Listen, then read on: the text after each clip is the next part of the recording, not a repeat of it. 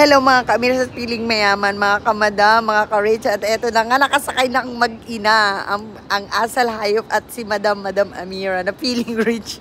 At ito, nagmamaganda na ako.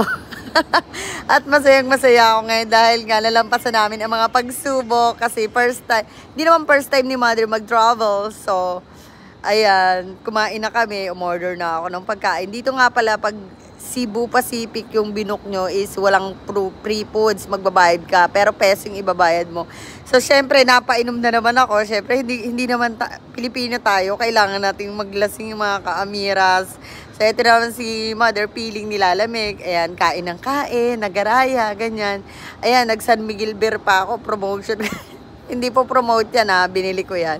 So, nandito na kami sa airplane at window yung inanong para kay Mother. Sumasakit daw yung tenga niya. Sabi ko, ganyan talaga.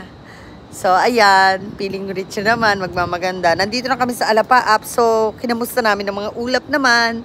At, mukhang okay naman sila. Palanding na nga pala kami sa Singapore, malapit na. Kasi 3 hours lang ang flight namin from Manila to Singapore. At ayan, nagpahat-hat ng konti. At ayan, mag-take off na. Kailangan na natin tong tanggaling video na to, mga ka-Amira. Kailangan ko na i-close yung phone ko.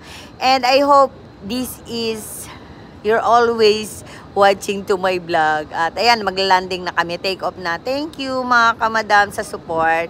I hope na mag-watch kayo ng aming series everyday ni Mama Asal Hayop. Kasama ko siya in Singapore. Thank you so much mga ka-Amiras.